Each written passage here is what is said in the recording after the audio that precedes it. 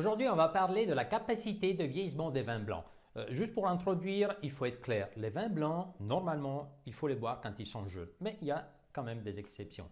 Disons qu'il y a des vins qui doivent être bu quand ils sont jeunes, impérativement. Des vins qui peuvent être bu quand ils sont jeunes, mais on peut attendre. Et des vins qu'il faut attendre parce que ce n'est pas la peine. On va voir certaines choses. Si on prend par exemple un chasselas d'un bon producteur, on peut l'apprécier quand on dit sur le fruit, c'est-à-dire quand il a 2-3 ans après la vendange, ou bien l'attendre. Évidemment, il aura des caractéristiques différentes. Quand il est jeune, il sera fruité, craquant, friand. Quand il sera un peu plus âgé, il aura des notes un peu plus complexes. Donc, ça dépend de ce qu'on veut. Mais d'ailleurs, c'est comme nous les humains. À 20 ans, on donne certaines choses, à 50, on en donne d'autres.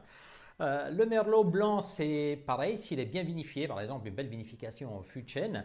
Également, on peut le boire dès qu'il est sur le marché, après 3 ans de la vendange, ou bien l'attendre jusqu'à une dizaine d'années. Évidemment, ça sera totalement différent. Quand il est jeune, il sera fruité avec des notes évidemment apportées par l'élevage. Après, il sera beaucoup plus complexe avec des notes de champignons, d'épices. Et ça suffit de l'accorder au bon plat et puis ça va très bien. Ensuite, si on prend l'exemple du chardonnay, très grand cépage.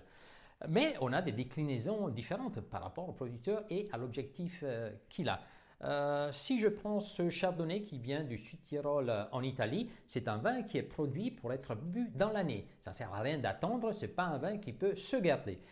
Après, si on prend un vin qui a une bivalence, c'est-à-dire qu'il peut s'apprécier quand il est jeune, mais on peut l'attendre, par exemple ce magnifique chardonnay Collezione Privata de chez De Marchi en Toscane, il est magnifique quand il est jeune avec ses arômes également fruités apportés par l'élevage, ou on peut l'attendre 10 ans sans problème. Donc il a la capacité ce vin.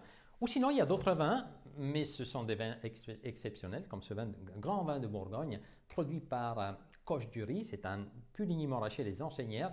Ça ne sert à rien de le boire avant 10 ans parce que c'est un très très grand vin qu'il faut l'attendre. Après, on aura un vin sublime. Mais disons que ce vin ne représente que le 0,0001% du marché, donc il est presque inexistant.